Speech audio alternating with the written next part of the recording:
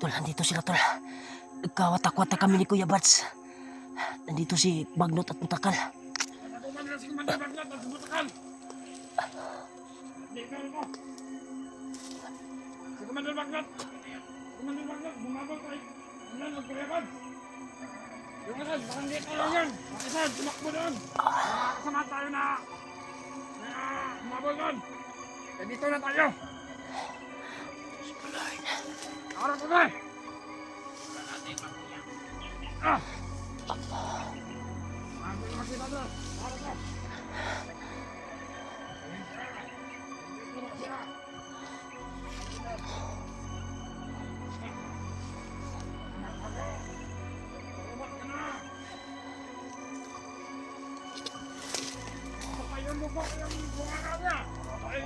Mami sila, tol.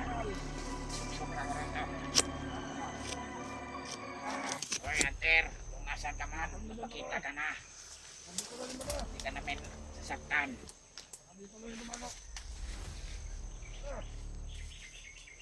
Wala man record Roy. Wala man record Roy. Dahil natutudas lang ka lang.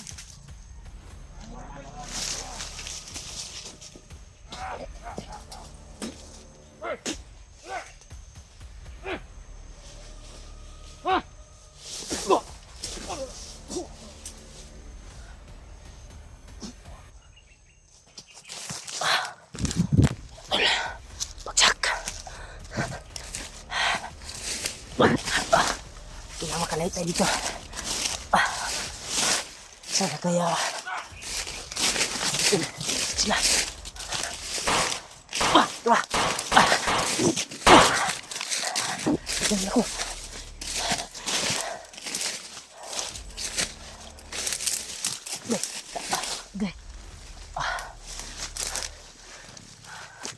Diyos ko, Lord.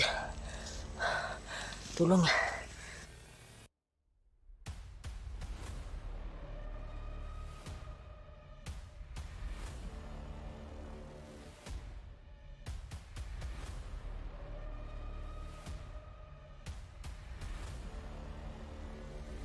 Sana nagsama sila Julio at Kuya Bats. Naubos yung mining ako.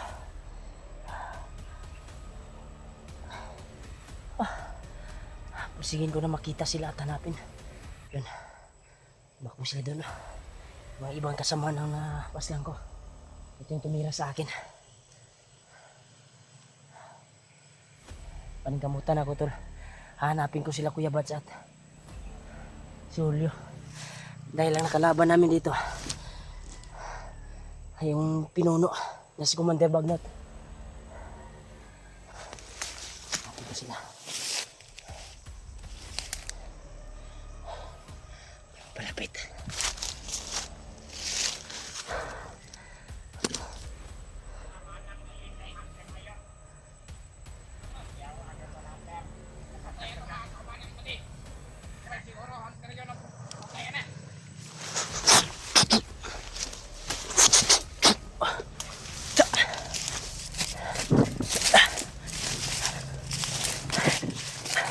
Kailangan makalayo tayo dito, tol.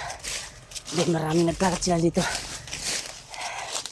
Sana masundan ko sila Kuya Bats at Julio. Iwan ko kung saan sila patungo.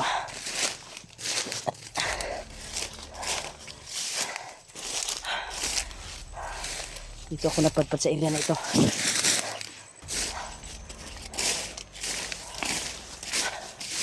Grabe.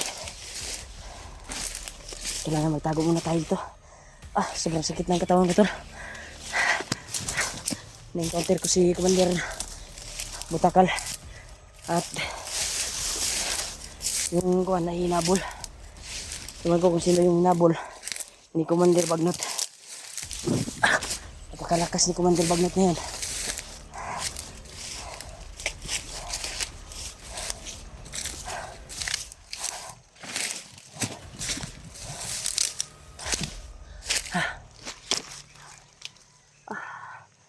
Naubusan ako ng hininga.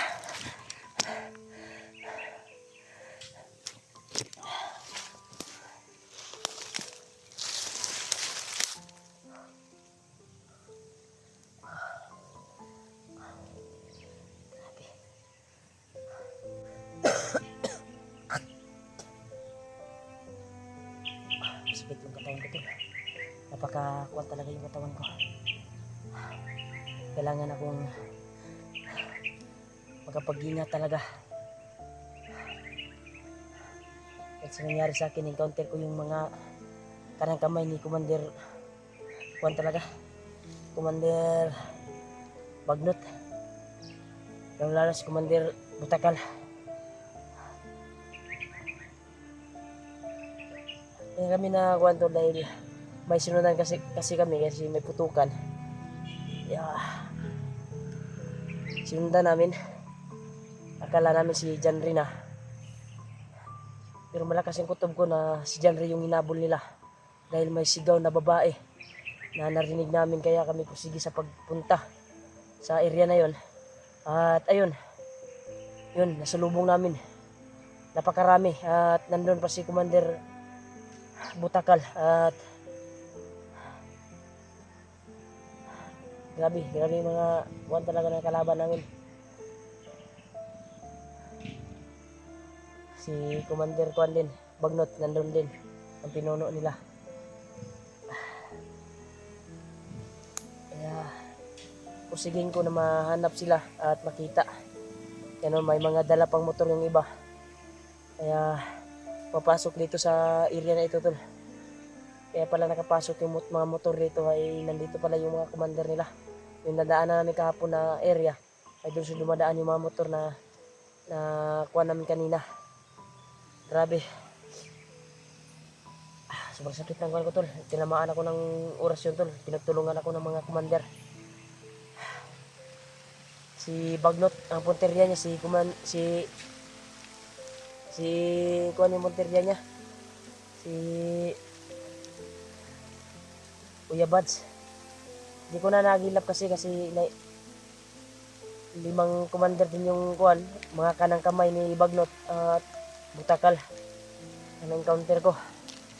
Kaya napaka-kuan talaga, napaka-kuan yung kalagayan ko ngayon. Hindi pa lagi sumasakit tol, nandito pa talaga. Kaya gagawin akong kuan mamaya at gagamutin ko to. Ano, umulan na, delikado yung panahon dito. Nahina po yung katawan ko, para natutumba ako. May kampo dito tol. May butas pa.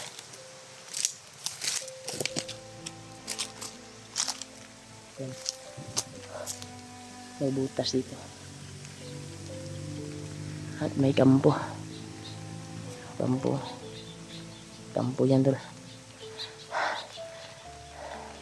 Baka ito yung tinatago na secret kampo ni Bagnot. Yun o.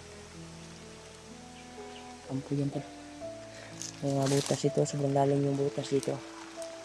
Kapagkalalim yung butas tol. Yun o. Kapagkalalim talaga yung butas. Yan o.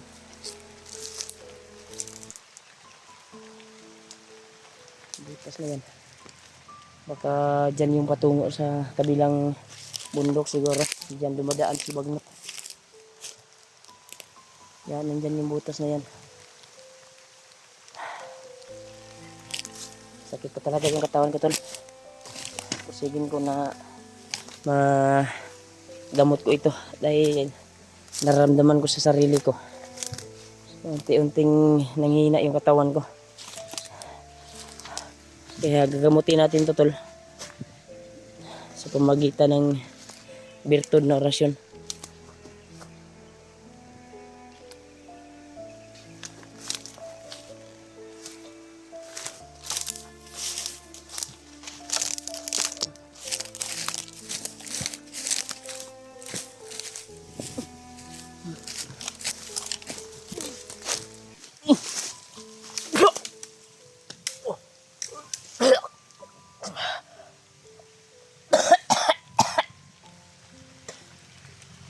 Ito yung sinasabi ko tol, na sumasakit talaga yung kuwan ko dahil tinamaan talaga ako ni Butakal at yung ilang commander na kanang kamay ni Bagnot.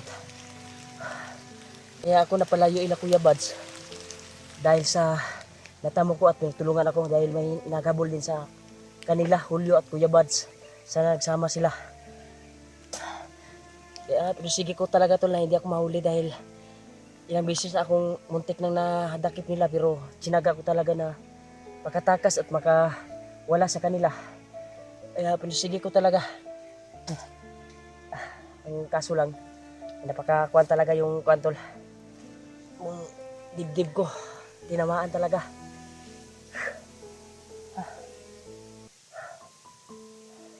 Sana si Julius ay hindi makarating kay Commander Bagnot kasi nandito na sa area.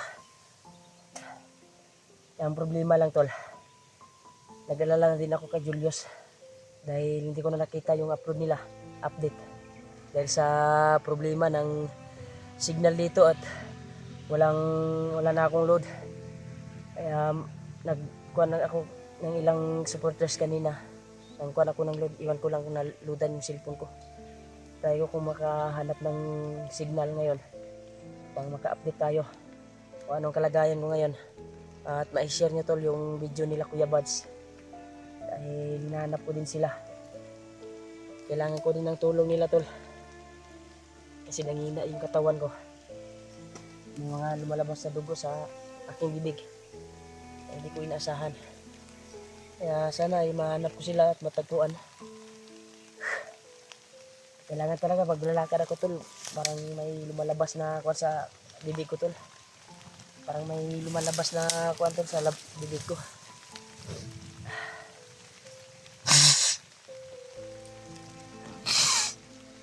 Naapod sa ilong niya eh.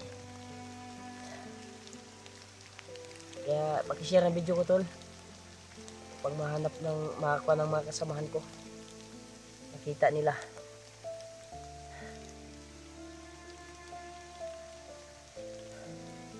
Kalagayan mo ngayon.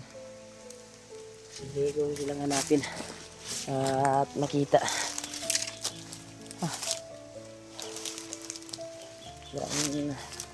Nahihilo ako tol. Nahihilo ako. Dito tayo. Balik tayo dito sa pinagkanan ko. Ano, kasama yung panahon tol.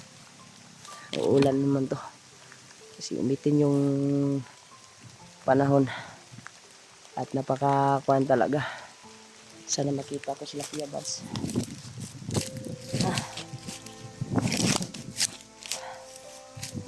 Dito.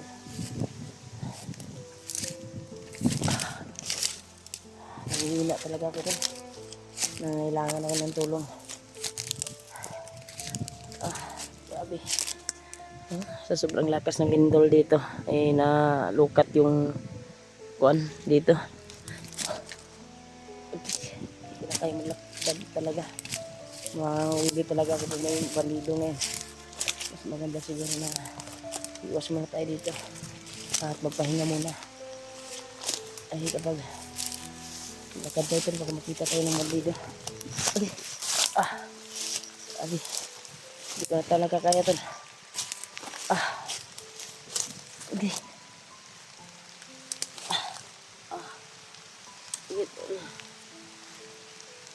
Share ng video ko doon.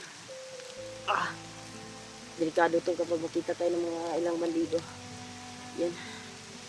Bulan na. Tayo nga muna dito. Hindi na kaya maglakad.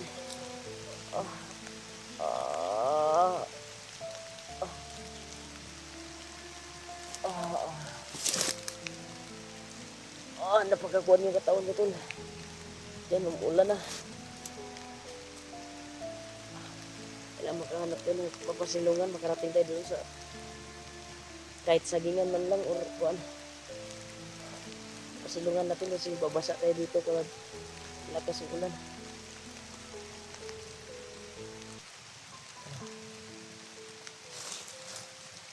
Nakayanin ko ito tol, makahanap tayo ng papasilungan.